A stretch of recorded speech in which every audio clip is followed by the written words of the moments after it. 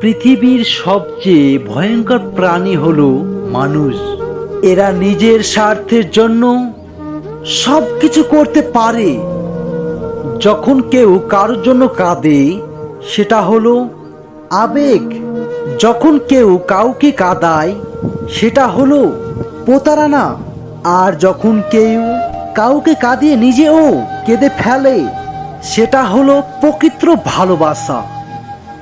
কেউ যদি অভিমানে তোমার সাথে কথা না বলে, বুঝে নেবে সে তোমায় আড়ালে মিস করে। আর কেউ যদি না দেখে কাঁদে, বুঝে নেবে সে তোমায় ভীষণ ভালোবাসে।